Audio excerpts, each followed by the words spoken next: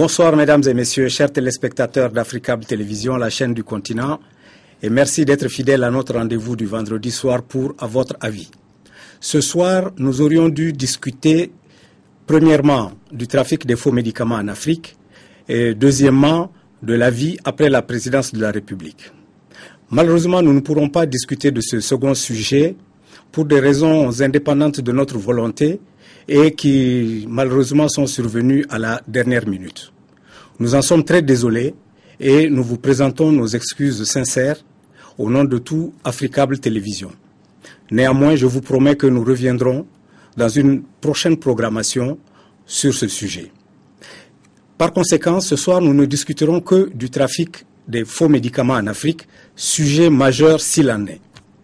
Et dans ce sens, je reçois le docteur Abdou Doumbia, président de l'Ordre des pharmaciens du Mali. Bonsoir, monsieur Doumbia. Bonsoir. Docteur Doumbia réagira en fin d'émission à vos appels téléphoniques.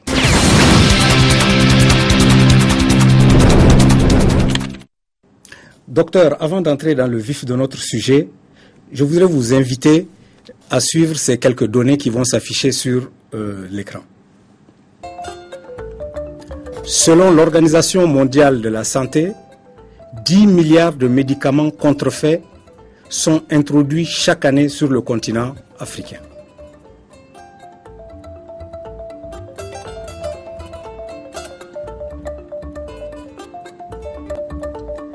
La valeur estimée de ce trafic s'élève pour le marché africain à quelque 2494 milliards 250 millions de francs CFA.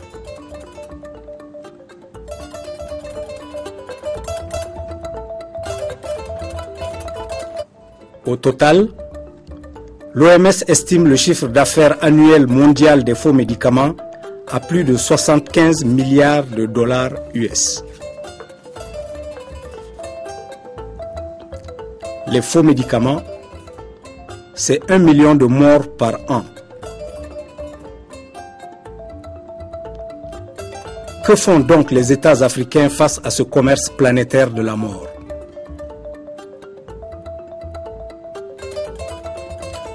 Nous en discuterons avec le docteur Doumbia après le micro-trottoir de À votre avis.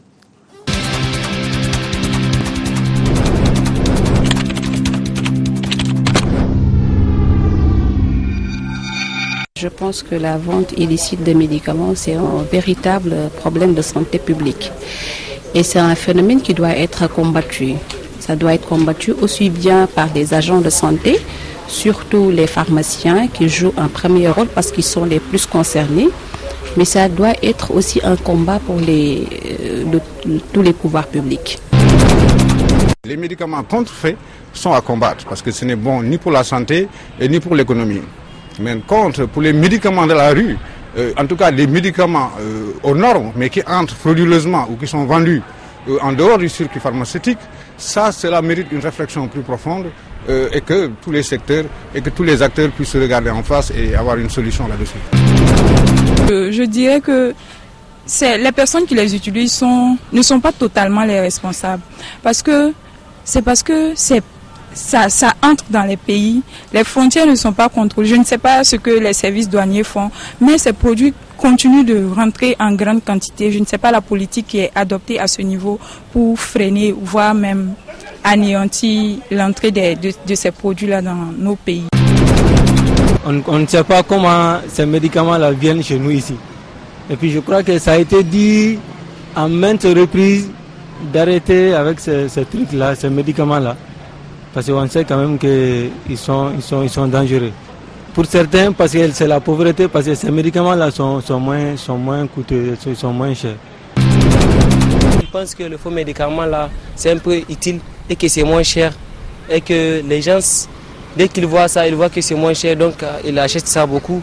Et moi, je vois que c'est vraiment une chose qu'on doit vraiment lutter contre ça.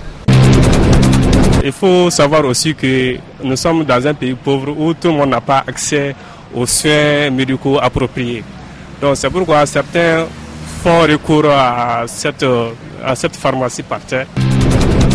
Moi, je trouve que c'est dangereux de prendre des médicaments qu'on nous a pas prescrits. Pour prendre des médicaments, il faut un médecin, il faut l'avis du médecin, quoi. Moi, c'est hors de question de prendre des médicaments dans la rue.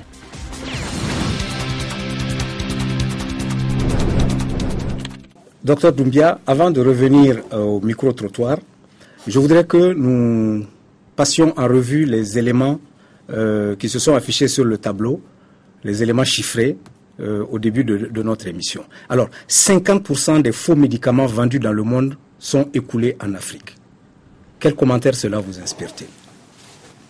Merci beaucoup, M. Marou. Permettez-moi d'abord de remercier la direction de la télévision africaine pour m'avoir donné l'occasion de venir m'exprimer aujourd'hui sur ce sujet très important. 50% des faux médicaments sont écoulés en Afrique. Alors cela démontre que notre continent est encore les cibles des fabricants de faux médicaments. Cela aussi démontre que la faiblesse du contrôle fait au niveau de nos frontières des États africains et qui permettent à ces gens-là d'amener encore ces médicaments dans nos pays pour venir écouler ces produits très dangereux encore dans nos pays. Cela donc interpelle l'ensemble des personnes intervenant dans le secteur, à commencer par l'État, la douane, la police, les pharmaciens, les instances de contrôle, qui sont interpellés ici par ces chiffres. Ils ont le devoir de redoubler les efforts qu'ils fournissent pour combattre ces fléaux. Très bien, on va revenir là-dessus. Deuxième point, selon l'Organisation mondiale de la santé, l'OMS, 10 milliards de médicaments contrefaits sont introduits chaque année sur le continent. 10 milliards. Alors, vous-même vous dites 10 milliards de médicaments sont introduits chaque année. C'est l'OMS qui le dit. C'est l'OMS qui le dit sur le continent africain. Alors, ça veut dire que ceux qui fabriquent ces médicaments, ceux qui introduisent ces médicaments en Afrique, gagnent beaucoup là-dedans. Donc, ils sont prêts à continuer encore s'ils ne sont pas combattus. Chaque année, la quantité de médicaments introduits augmente. Chaque année, l'argent gagné par ces contrefaçons augmente. Donc, chaque année, ils gagnent de plus en plus d'argent. D'où la nécessité de combattre avec beaucoup de rigueur ces fléaux. Très bien. Troisième élément, la valeur estimée de ce trafic sur le marché africain est de 2494 milliards 250 millions. J'ai même de la difficulté à lire les chiffres tellement ils sont énormes. Cela veut dire que ce commerce est juteux. Ce commerce est beaucoup rentable pour ces gens-là. Ils gagnent beaucoup plus que ceux qui vendent aujourd'hui de la drogue. Ils gagnent beaucoup plus que ceux qui vendent aujourd'hui de l'or. D'où la nécessité de s'organiser, d'où la nécessité des pays africains, pour les pays africains de s'organiser, de se donner la main pour combattre ensemble. Et avec ces chiffres pharaoniques, tout le monde sait qu'un seul pays ne pourra pas stopper ces phénomènes en Afrique. Donc aujourd'hui, je pense que nos États sont interpellés et ils ont aujourd'hui l'obligation de coopérer, de travailler ensemble pour freiner ces fléaux. Très bien. Élément suivant, l'OMS, toujours elle, estime le chiffre d'affaires annuel mondial de ce trafic de médicaments à plus de 75 milliards de dollars américains. 75 milliards de dollars américains, d'abord c'est un manque à gagner pour nos États. Imagine ces gens-là, ces vendeurs de faux médicaments ne payent pas de taxes. Ils n'emploient personne. Encore, ils détruisent la santé de nos populations. Donc l'État gagne en termes de recettes fiscales et l'État perd beaucoup. En termes de santé, ils sont en train de détruire notre population. Là aussi, l'État est obligé de les soigner, l'État perd beaucoup. Tout cela démontre l'importance de ces fléaux dans nos pays africains. Et moi, personnellement, je pense aussi que tout cela démontre la faiblesse des moyens des pays africains pour combattre ces fléaux. Donc vraiment, ces chiffres-là, c'est sans commentaire. Pour le Mali, il y a 5 ans, c'était à peu près à 30 milliards par an. L'estimation de la douane, des médicaments, des faux médicaments qui rentrent au Mali, c'est que la douane seulement a freiné, a empêché la vente au public, c'était à peu près 30 milliards de francs CFA. Ça, c'est pour le Mali. Très bien. Dernier élément, les faux médicaments, c'est 1 million de morts par an. Oui, 1 million. Personnellement, je pense même que c'est plus. Pour le Mali, nous connaissons un peu ce qui se passe dans les grandes villes. Mais dans les villages, Moi, je suis d'un village qui se trouve à 50 km de Bamako. J'ai vu quelqu'un mourir en prenant un seul comprimé un jour de fois. Donc, ces chiffres-là sont vraiment réels. Ces chiffres-là sont choquants. Ces chiffres-là sont parlants. Et ces chiffres doivent nous permettre de nous organiser pour combattre ces assassins. Et pour moi, ça, c'est l'assassinat. C'est toutes ces personnes qui sont décédées à cause de faux médicaments. Ce sont des morts qu'on pouvait éviter. Pour moi, c'est des morts qu'on peut éviter. Et donc, pour moi, ces personnes-là sont là pour assassiner notre population. Bien, docteur. J'ai vu il y a 3 ou 4 ans un documentaire dans lequel une jeune femme ouest-africaine qui était interrogée par un journaliste répondait en disant à peu près ceci, je cite de mémoire, elle disait « Je prends de la pilule pour ne pas tomber en grossesse. J'ai acheté une plaquette de pilules avec le vendeur ambulant. Et je prends une pilule chaque fois avant d'avoir un rapport sexuel. » Et le journaliste lui a demandé mais comment ça? Et si vous avez 2, 3 rapports sexuels dans la journée, comment vous faites? Et la dame a dit à chaque fois, je prends une pilule. Vous savez que dans la journée, elle pourrait en prendre éventuellement 3. Le pharmacien que vous êtes réagi comment à cette situation? Alors, ça, c'est un exemple très frappant, vraiment. Vous savez, cela démontre l'importance même du pharmacien. Cela démontre l'importance de la pharmacie. Cela démontre l'importance des travailleurs qui travaillent dans la pharmacie. Les pharmaciens ne vendent pas des médicaments. Le terme que nous employons, qui est employé par l'OMS aussi, c'est pas la vente, c'est la délivrance. Nous délivrons les médicaments. Ça veut dire quoi? Nous vendons les médicaments aux patients en l'expliquant. Qu'est-ce que c'est que vous êtes en train d'acheter? Ça sert à quoi? Comment utiliser ces médicaments? Si cela fait défaut, ces médicaments-là peuvent devenir un poison. La manière dont cette jeune fille innocente est en train de prendre ces médicaments peut la poser d'énormes problèmes. Ça peut la poser d'énormes problèmes. Ça veut dire qu'elle n'a eu aucune explication par rapport aux médicaments qu'elle a achetés, par rapport à ces produits qu'elle est en train de prendre. Elle ne sait même pas comment ces produits agissent, pourquoi elle-même elle est en train de prendre ces produits, elle ignore. Donc tout cela démontre l'importance de la pharmacie, tout cela démontre l'importance de rentrer dans une pharmacie pour avoir des vraies informations sur les médicaments.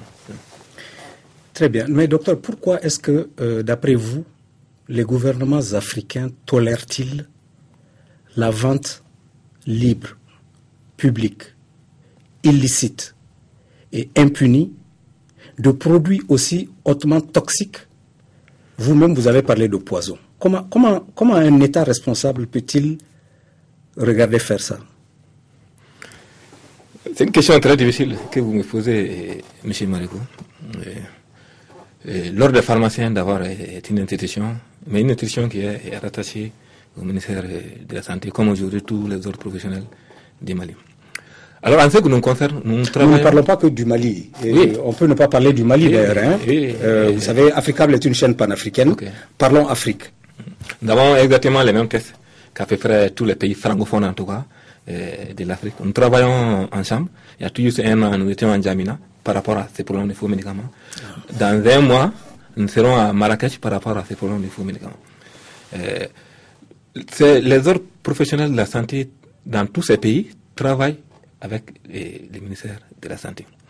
Au Mali, le ministère de la Santé fournit beaucoup d'efforts par rapport à la lutte contre ces faux médicaments, par rapport à la lutte contre la vente illicite globalement du médicament.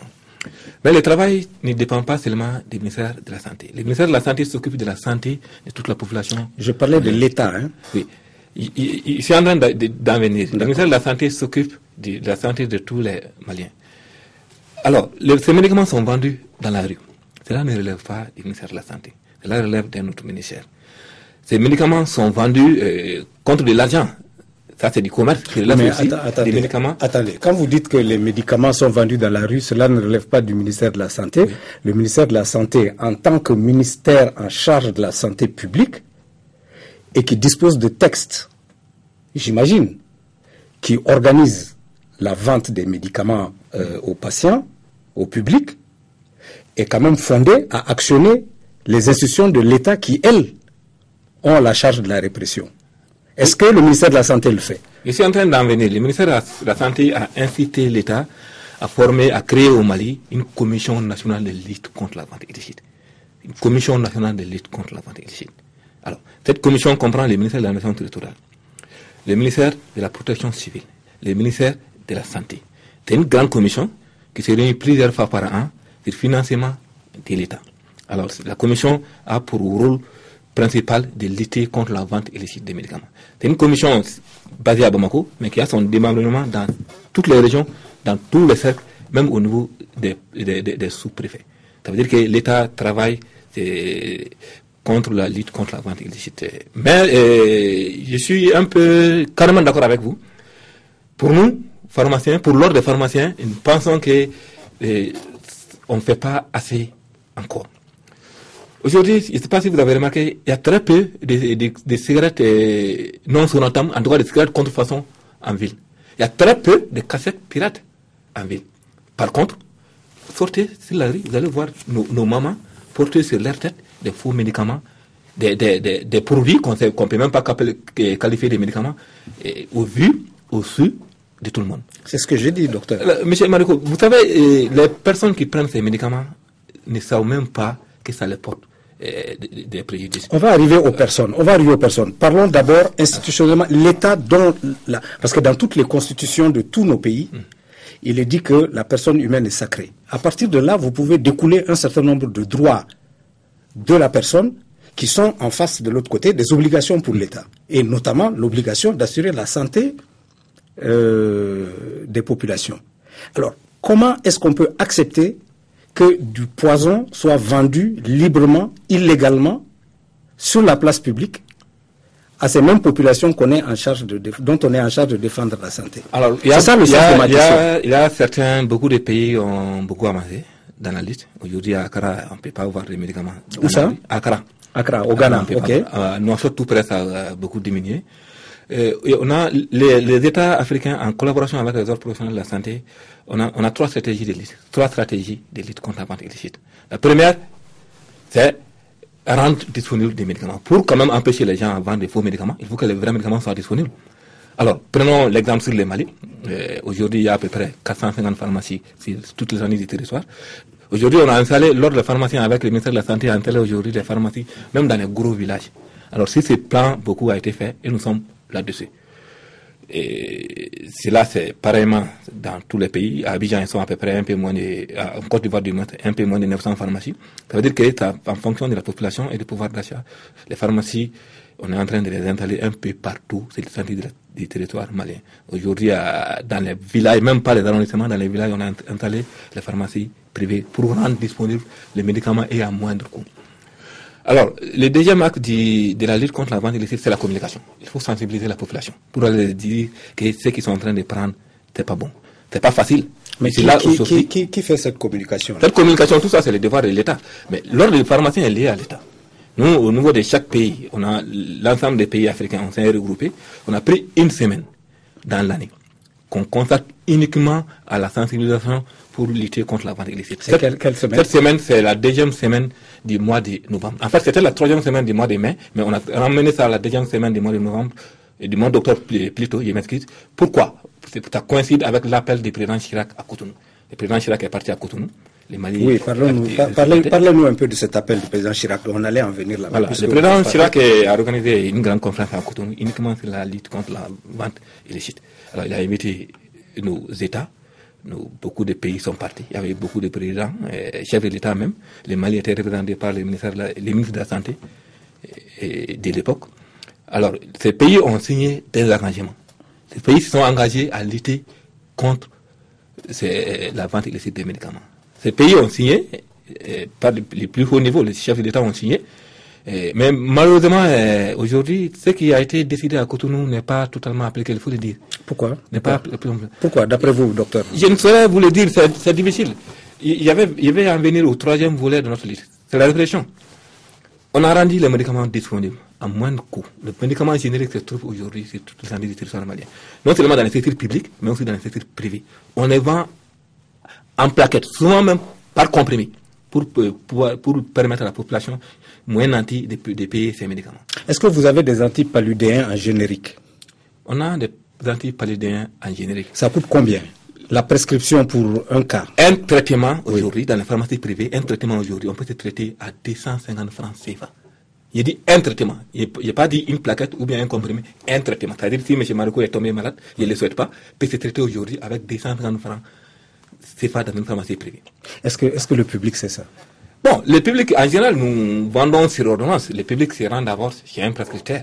Mais en général, ceux qui viennent souvent, c'est pas souvent conseillé de venir directement dans les pharmacies. Nous n'affrontons pas très souvent. Mais nous les conseillons. S'ils ont une ordonnance qui coûte 1000 francs, 2000 francs, 3000 francs, on dit que bon, écoutez, il y a ça aussi qui coûte ça, vous pouvez le payer. Vous faites ça dans toutes les pharmacies? Nous sommes obligés, l'ordre des pharmaciens veille sur ça. Ça fait partie des rôles des pharmaciens. Vous savez pourquoi je vous pose cette question, docteur? Parce que j'ai discuté, en préparant cette émission, j'ai discuté avec beaucoup de gens. Qui ne sont pas d'ailleurs nécessairement les plus démunis de la société, mais qui m'ont dit oui, écoutez, les pharmacies, ça coûte trop cher, on peut pas acheter des produits à la pharmacie, c'est pas possible. Donc on achète ces produits-là. Et je vous dis, ce ne sont pas les plus démunis qui le disent. Comment vous expliquez ça? D'abord, il y a un problème d'information et de sensibilisation. Les médicaments vendus dans la rue sont plus chers, je vous ai dit, que les médicaments vendus dans les pharmacies. Souvent, ils détaillent les médicaments vendus dans la rue. Il y a des médicaments qu'on ne peut pas détailler. C'est-à-dire qu'ils se sont habitués. Oui, non, on n'est plus dans l'orthodoxie médicale et pharmaceutique là. Oui. On est dans la nécessité de l'urgence. Celui qui est malade et qui a 100 francs en poche, si on lui dit, voilà, il y a un comprimé qui coûte 75 francs, c'est ça qu'il va acheter. C'est ça qu'il va acheter. Voilà. Mais il ne sait pas que ce comprimé ne va pas le traiter. Ça, c'est un autre problème. J'ai l'habitude de demander une vendeuse qui vend devant ma pharmacie, il y a une pharmacie privée, elle s'assoit devant là-bas. Et vous la tolérez là? Bon, j'ai pas le droit. Non, mais vous appelez les services. On le fait souvent. Mais nous sommes dans un pays très social, il faut le dire. On le fait très souvent. On va en venir. Nous avons même des contrats, en tout cas des collaborations avec des commissariats de police ici à Bamako. J'ai demandé, elle est rentrée dans la pharmacie pour payer les médicaments. Il dit, mais je ne comprends pas. Toi, tu es en train de vendre des médicaments. Tu viens payer chez moi. Il dit oui, les médicaments qu'ils sont en train de vendre là ont l'air maladie. Il y a des maladies où il faut payer ces médicaments-là. Mais il y a d'autres maladies, il faut obligatoirement rentrer dans une pharmacie. Ce que je vais vous dire, M. Marco, ces médicaments-là, vous les prenez, ça peut retarder votre passage chez les médecins. Mais tôt ou tard, si vous êtes réellement malade, ça ne va pas vous guérir. Vous allez passer chez les médecins et après chez les pharmaciens. Ces médicaments qu'ils vendent, ils vendent soit en plaquettes, soit en comprimés. Un antibiotique, par exemple, c'est un médicament qui tue les microbes. Il faut une quantité nécessaire. Il faut souvent 20 comprimés, 30 comprimés pour tuer un microbe. Mais si vous prenez un comprimé, vous renforcez ces microbes. On va y revenir, docteur. Ouais. On va y revenir. Ces produits contrefaits, ces produits trafiqués, sont fabriqués en Afrique aussi. Il y a des pays africains où ces produits sont fabriqués. Oui, nous avons constaté que ces produits sont fabriqués en Afrique, mais très généralement, ces produits ne sont pas consommés là où ils sont fabriqués. Oui, en tout cas, au Mali, ici, en tout cas, dans la sous-région, des produits. Non, comme je vous l'ai dit, on ne se focalise pas sur le Mali. Mais je sais que dans la sous-région ouest africaine, je ne cite pas de pays, mais il y a au moins 3 pays où nous savons que ces produits sont fabriqués. Je vais vous citer ces pays. Que ce soit au Mali, au Burkina, dans la sous-région, les produits que nous avons saisis, beaucoup de ces produits viennent du Ghana. Je vous ai dit tout à l'heure, aujourd'hui à Accra, tu ne peux pas voir un produit dans la rue. Beaucoup de produits viennent du Nigeria. Aujourd'hui, c'est très difficile de voir un faux médicament dans les rues de Lagos ou d'Abuja. Ces produits ne sont pas vendus là-bas. Pourquoi on les trouve dans les rues de Niamey, Bamako, Ouaga, Lomé, Cotonou, etc. C'est difficile pour moi de répondre à cette question, mais il faut que nos autorités prennent leurs responsabilités. Non, mais en tant qu'ordre des pharmaciens, c'est quand même dans votre rôle que d'essayer de remonter les filières. Nous le faisons. De fabrication, d'écoulement, de vente. Parce que sans ça, je vois difficilement comment vous pouvez lutter contre le phénomène. Oui, notre lutte est surtout axée, comme je vous ai dit, par la sensibilisation d'abord. Il faut que nos pays, comme vous avez dit, agissent avec beaucoup plus de rigueur. Je remercie les différents ministres de la Santé qui sont engagés, qui vont passer tout prochainement à la 3e phase, c'est la répression. Il y a eu un président de la Mauritanie, il y a un président aujourd'hui qui est sorti un jour à la télé, il dit « Je ne vais plus voir des faux médicaments en nos kiosques. » Aujourd'hui, il y a très peu de faux médicaments. Donc c'est une question de volonté Il y politique. a une question d'autorité de l'État, il faut le dire. Il y a une question d'autorité de l'État.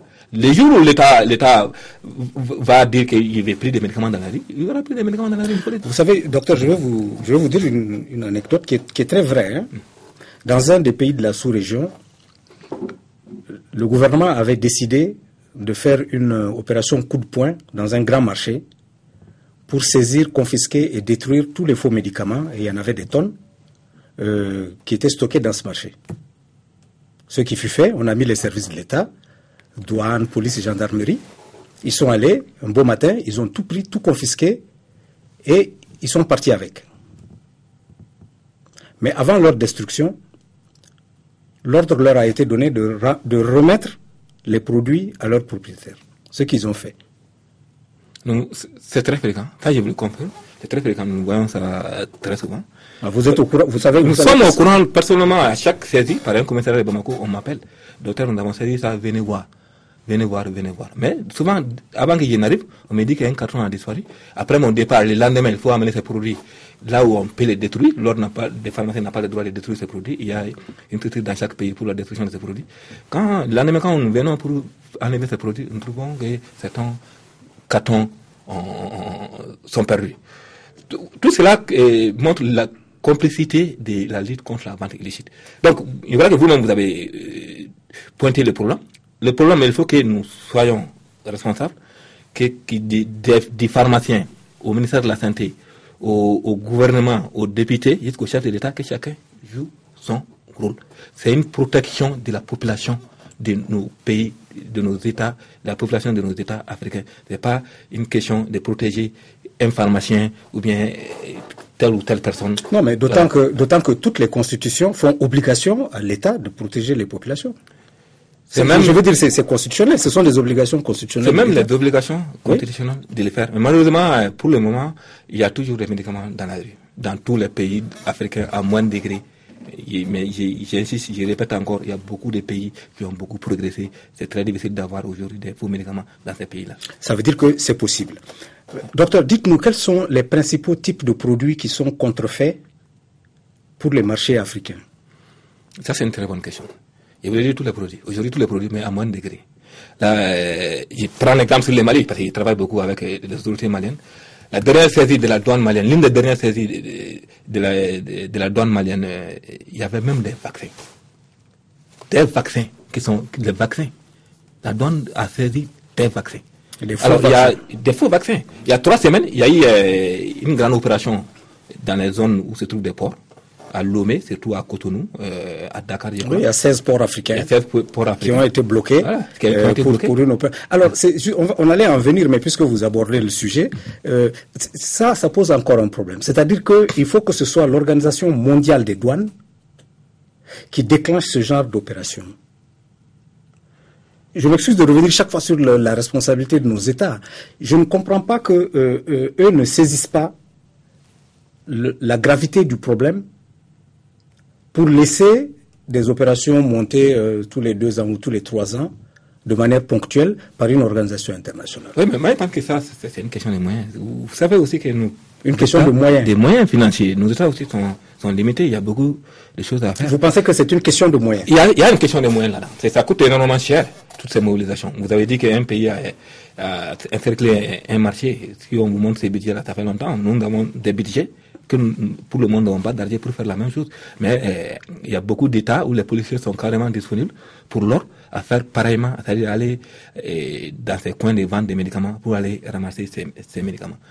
Il y a tout un an, 6 mois d'ailleurs en France, nous sommes regroupés au niveau africain par l'interordre des pharmaciens d'Afrique. Au niveau de la francophonie, c'est la CIOF, Conférence internationale des ordres francophones. Nous avons développé des stratégies qui ont été expérimentées à Lomé, à Togo, où le président de l'ordre du Togo, quand même, a fait une caravane. Il a pris Togo de bout en bout, à chaque ville, à chaque village. Il s'arrête pour expliquer ce que c'est que de faux médicaments, comment lutter contre les faux médicaments, quelles sont les conséquences. Mais ça coûte énormément cher. Et il a été demandé à chaque pays de faire pareillement.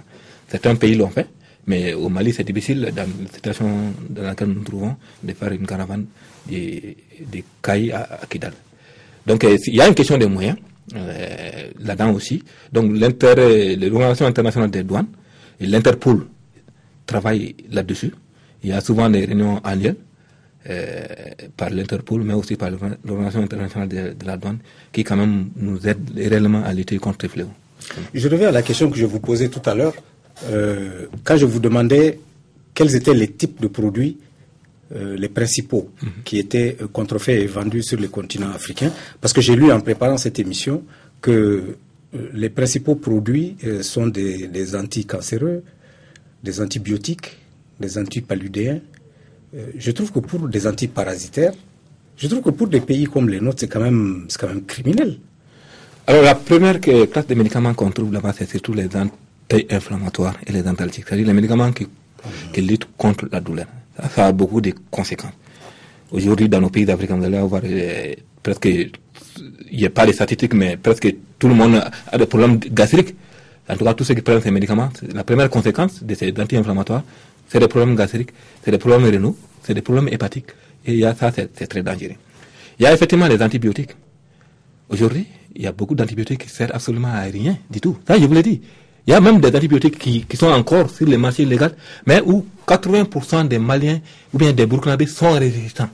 C'est-à-dire quoi? Tellement l'antibiotique a été mal pris, tellement de faux antibiotiques ont été consommés par la population des États africains, ces antibiotiques-là sont devenus inefficaces. Vous voulez dire des antibiotiques qui, eux, sont authentiques, efficaces, rencontrent de la résistance auprès des patients, parce que ces patients-là ont développé des résistances à ces bons antibiotiques en raison de prise de mauvais antibiotiques. Exactement ça. Exactement. Donc, cela entraîne quoi? Cela entraîne l'infection, la maladie va toujours s'aggraver. On prend les médicaments, tu ne vas pas guérir. Donc, cela oblige les médecins à prescrire d'autres antibiotiques plus forts, donc plus coûteux pour les malades. Les antipaludéens, vous n'êtes pas sans savoir qu'on vend plus de la chloroquine. Quand nous étions petits, qui n'a pas pris de la chloroquine? Fabriquée d'ailleurs dans tous nos États, qui n'existe plus, parce que ça ne sert plus personne. Bon. Donc, les antipaludéens qui sont là aujourd'hui, dans les pharmacies privées ou publiques, sont beaucoup plus chers que la chloroquine. Donc, nos États, les habitants de nos États sont devenus résistants à la chloroquine. Les anticancéreux, tout le monde sait, le cancer, ça existe aussi sur les marchés. Ça, c'est une mort certaine. Docteur, dites-moi, parce que nous arrivons à la dernière partie de notre émission, est-ce que les institutions de contrôle de qualité des produits pharmaceutiques existent et fonctionnent dans nos pays là? Les institutions de contrôle existent et fonctionnent dans nos pays, mais à des degrés différents. Dans nos pays, il y a 3 institutions de contrôle. D'abord, il y a l'ordre des pharmaciens. L'ordre des pharmaciens n'est pas un syndicat des pharmaciens. Nous ne sommes pas là pour défendre les pharmaciens. Nous sommes là pour défendre la santé publique. Nous sommes là, au contraire, pour contrôler les pharmaciens. Dans tous nos États, on va aller faire les rapports. Je vous ai dit, dans 1 mois au Maroc, il faut que l'ordre fasse au minimum 3 missions de contrôle dans toutes les structures privées. Bon. Alors, dans certains de nos pays, nous avons même commencé à faire des missions intégrées.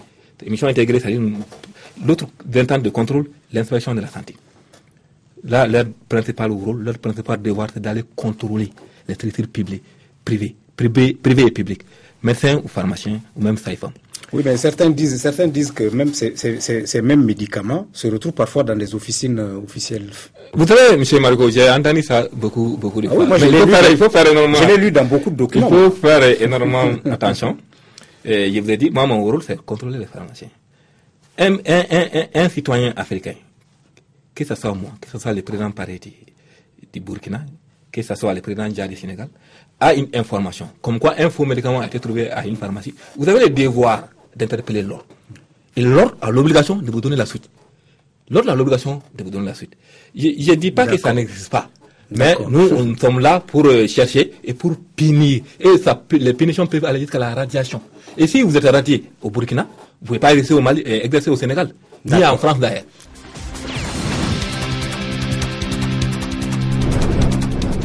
Nous avons un appel téléphonique que nous allons suivre.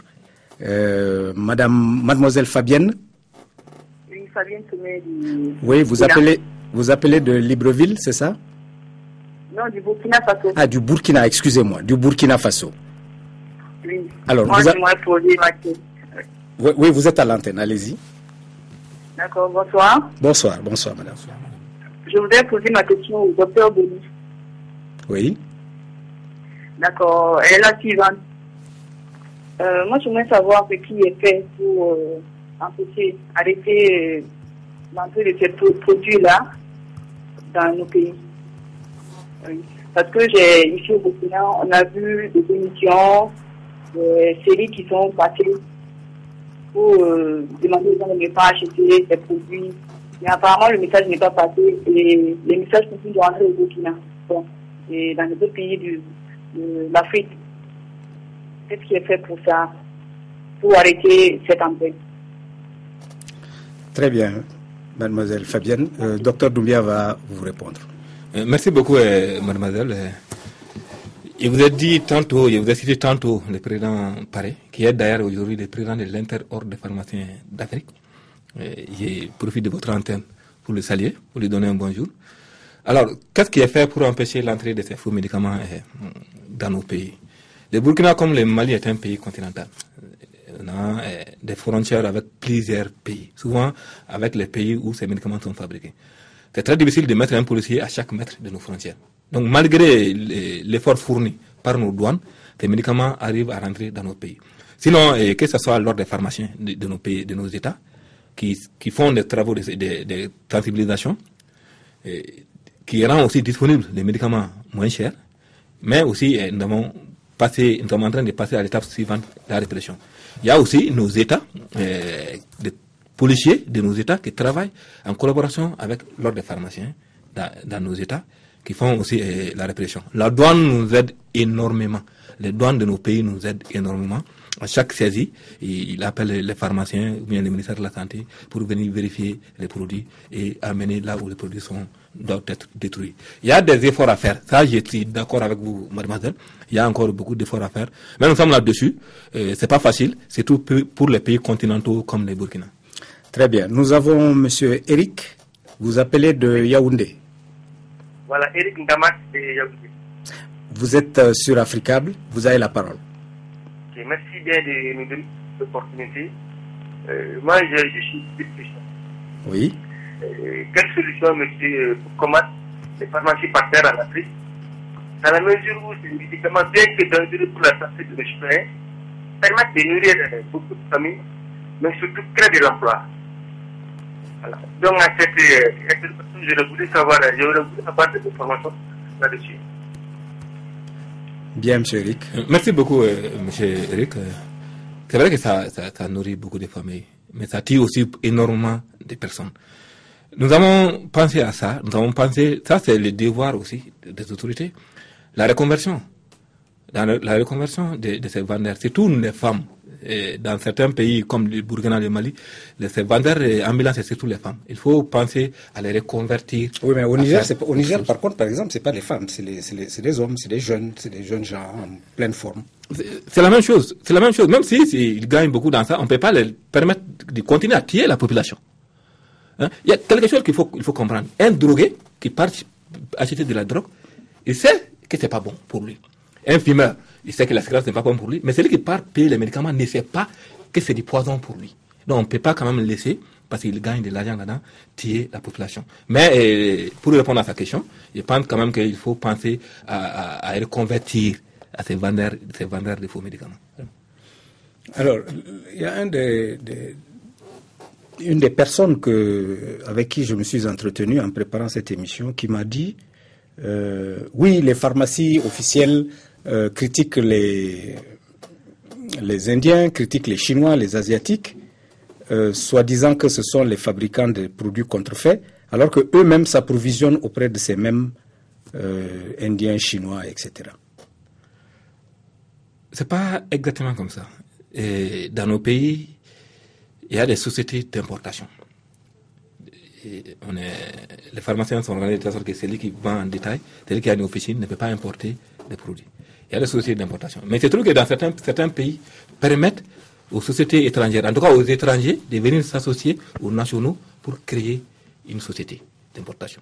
Alors, si un Indien part dans un pays où il a la possibilité de s'associer avec un national pour créer une société et les produits viennent d'Inde, il y a des contrôles en amont d'abord. Les produits sont contrôlés avant qu'ils ne soient mis sur les marchés, avant qu'ils ne soient vendus aux officinaux. Donc, ces sociétés qui sont installées légalement, les pharmaciens privés ont le droit d'aller payer ces médicaments dans ces sociétés-là pour mettre dans les pharmacies. Très bien. Nous avons un appel de Niamey, du Niger. Monsieur Moustapha. Oui, bonsoir. Vous êtes sur Africa Télévision. Oui, ma question aux pharmaciens, c'est de savoir quelle pourrait être aujourd'hui la synergie d'action à adopter par les États africains pour stopper la vente de ces produits dans les rues africaines. D'accord. Monsieur Moustapha, merci bien. Docteur. Merci beaucoup, Monsieur Moustapha. Je pense que nous sommes arrivés à un niveau où il faut aller à la répression. Il faut carrément interdire, c'est d'arrêt interdit. Il faut appliquer la loi. Est-ce que vous ne pensez pas, docteur, qu'il faut, à côté de la répression, il faut quand même faire continuer la sensibilisation? Parce que, est-ce que, à côté de la pauvreté, ce n'est pas beaucoup l'ignorance des enjeux qui induisent les comportements de nos populations qui se réfèrent à ces produits-là? Et la sensibilisation, ça, c'est un devoir continu des pharmaciens, du ministère de la Santé. Et dans chaque pays, chaque ministère de la Santé passe des messages sur les médias, surtout publics, par rapport à la sensibilisation sur la lutte contre la vente illicite. La sensibilisation, on ne peut pas l'arrêter. Il y a la sensibilisation, je dis tantôt aussi, il faut quand même que les médicaments soient disponibles. Il faut que les médicaments soient disponibles. Aujourd'hui, dans nos États, les pharmaciens ont accepté d'aller vivre dans les villages pour servir la population en médicaments génériques. Il y a aussi ce qu'on appelle l'initiative de Bamako, qui a été fait à Bamako depuis 1994, si je ne me trompe, qui permet à chaque État de mettre des médicaments DCI dans les centres de santé communautaires. De tous les gros villages aujourd'hui, on est 7 com. Au sein de ces 7 com, ils ont un dépôt de vente de médicaments. Je retiens que vous avez dit qu'il fallait passer résolument à la répression. Nous pensons qu'il y a eu assez de sensibilisation. Nous allons continuer la sensibilisation. Maintenant, il y a quand même du devoir des autorités publiques d'interdire ce qui est déjà interdit. Très bien. Nous avons M. Kali. Bonsoir, M. Kali. Vous appelez de Brazzaville. Oui, c'est bien ça. Bonsoir. Bonsoir. Vous êtes sur Africable Télévision. Vous avez la parole. Ok, merci. Moi, j'avais une petite préoccupation avant d'arriver à ma question. Allez-y. Par rapport aux faux médicaments, parce que chez nous en Afrique, les médicaments qui circulent ont les mêmes étiquettes, les mêmes noms, aussi bien dans les pharmacies qu'au bord des routes. Donc on ne sait pas exactement qui est faux médicament, qui est vrai médicament. Le fond du médicament, c'est quoi? Ça, c'est ma question. D'accord. Ensuite, on a une deuxième petite question. Allez-y. Quel est l'inconvénient de ces faux médicaments s'ils sont avérés sur les populations? D'accord. Voilà. Merci, monsieur Kali, d'avoir appelé. Docteur Doumbia va vous répondre. Moi, je vais ajouter une question aux deux que vous avez posées. Docteur, personne ne parle de faux médicaments traditionnels. Dans la pharmacopée traditionnelle, est-ce qu'il n'y a pas de faux médicaments? Mais vous allez répondre d'abord à M. Kali avant de répondre à la mienne. Merci beaucoup. Votre question rejoint un peu la première question de M. Kali. Qu'est-ce qu'un faux médicament? C'est ça. Alors, il y a des circuits d'approvisionnement organisés dans chaque pays, surtout les pays francophones. Là, nous sommes beaucoup en avance sur les pays anglophones. Les circuits d'approvisionnement. Un pharmacien privé a le devoir, l'obligation d'aller se fournir chez un pharmacien qui a l'autorisation d'importer les médicaments installés légalement dans l'État. Celui-là aussi a l'obligation de s'approvisionner dans un État, dans un autre pays, dans une structure légalement insurée. Ça, c'est la théorie de la chose. Ça, c'est la théorie de la chose. Donc, un faux médicament, c'est un médicament qui n'est pas dans une pharmacie. C'est un médicament qui ne respecte pas ces circuits d'approvisionnement. Parce que même si un bon médicament, prenons un bon médicament. Aujourd'hui, dans beaucoup de nos États, il fait 40-45 degrés. Mettez-le pendant 1 heure sous 45 degrés. Il va devenir un poison. Donc, un médicament qui ne se trouve pas dans une pharmacie, un médicament qui n'a pas suivi ces circuits normal, autorisé d'approvisionnement, n'est pas un bon médicament.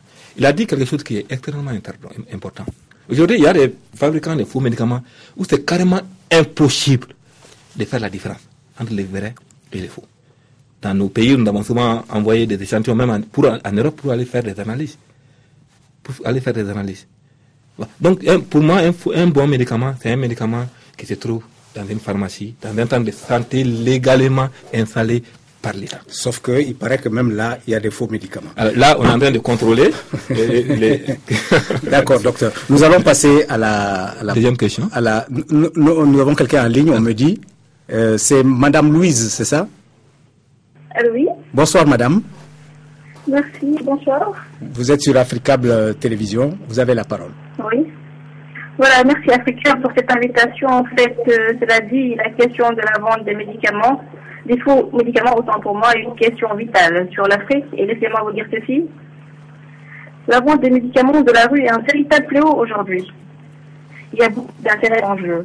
Les États doivent avoir des politiques d'éradication du phénomène. Ils doivent avoir une fermeté sur la question, ensuite créer au sein des organisations de la société civile des coalitions qui permettent d'y faire face. À mon avis, c'est quand le phénomène aura connu des reculs observables qu'il faudra mettre en place des brigades de vigilance dans ce qu'on peut appeler un observatoire. Le problème est assez prégnant. L'État doit vraiment y faire face. Cela pose un véritable problème de santé publique. À titre d'exemple, regardons ce que cela peut engendrer comme conséquence néfaste chez la femme enceinte. Si on expose aujourd'hui, au niveau national, sous-régional et régional, imaginez l'hécatombe. Donc, c'est ce que je voulais apporter comme contribution. Et puis, le problème des médicaments est un problème vraiment à régler. Merci, Madame Louise, de cette contribution extrêmement importante. Moi, je retiens dans ce que vous venez de dire le rôle de la société civile. Alors, docteur, elle n'a pas posé de question, elle a fait un commentaire qui est très juste, mais moi, je retiens la société civile. Quel rôle la société civile peut-elle jouer dans la lutte pour l'éradication de ce phénomène? D'abord, je remercie beaucoup Madame Louise quand même. Elle a dit quelque chose de très important. Elle a dit que c'est un problème qui va au-delà de la profession pharmaceutique même. Elle a dit aussi que nous avons tous le devoir de contribuer à la lutte contre la vente illicite. La société civile nous aide énormément. La société, surtout les consommateurs, nous aident énormément. À chaque congrès, partout en Afrique, il y a un congrès, ils sont représentés, ils sont invités. Et ils viennent souvent même vers nous pour nous inviter comme vous venez de le faire, pour parler, pour sensibiliser la population par rapport à ça. Donc, c'est une contribution très importante et nous allons en tenir compte lors de nos prochains congrès, comment en venir à ce qu'elle propose. Alors, je reviens à l'action que j'ai posée. Vous n'avez pas répondu, mais c'est vrai que vous n'avez pas eu le temps. Est-ce que dans la pharmacopée traditionnelle, il y a des faux médicaments? Oui. Et qui s'en occupe? La deuxième question de l'autre intervenant aussi, je crois que Mme Louise même a donné une réponse. La conséquence sur les femmes enceintes. Vraiment, les conséquences des faux médicaments, pour le résumer, c'est la mort. C'est une mort certaine, à petit feu. Voilà. Maintenant, les médicaments traditionnels, là aussi, il y a des instances de contrôle avant qu'ils soient mis sur les marchés. Dans nos pays où ces médicaments sont un peu développés, au Burkina, au Mali, ils sont regroupés en fédérations. Fédération nationale, fédération régionale. Et ils sont liés à l'Institut national de la recherche en santé publique qui valide d'abord leurs produits avant que ces produits ne soient mis sur les marchés. Effectivement, il y a des faux là-dedans, il faut le dire. Mais ils sont organisés, et aussi, pour combattre ces faux qui se trouvent dans les médicaments traditionnels. Très bien. Monsieur Sinaba? Oui. Bonsoir. Bonsoir. Vous êtes sur Africable Télévision, vous avez la parole. Ok. La première question, oui, c'est de savoir comment faire la différence entre un médicament de la rue et un médicament qui vient d'une pharmacie, dans la mesure où c'est pratiquement des produits que l'on trouve autant chez le pharmacien de la rue que chez certains pharmaciens classiques. Très la bien. deuxième question, elle est là. Ça fait des années, sinon des années et des années que l'on passe lutte contre les médicaments de la rue. Malgré tout, le problème demeure. Donc, j'aimerais savoir, selon vous, docteur, quelle est l'explication que vous donnez à la persistance du problème? Merci, M. Sinaba, de ces deux questions. Docteur. Merci beaucoup. Première question, comment fait-on la différence entre deux produits qui ont le même étiquetage, le même emballage, la même graphie, mais dont l'un est délivré en pharmacie et l'autre dans la rue. Il y avait des tantôt que c'est très difficile de faire la différence. Ce que nous conseillons à la population, c'est surtout s'approvisionner dans une structure légalement installée. Oui, mais on vous dit qu'ils n'ont pas l'argent, ils sont pauvres.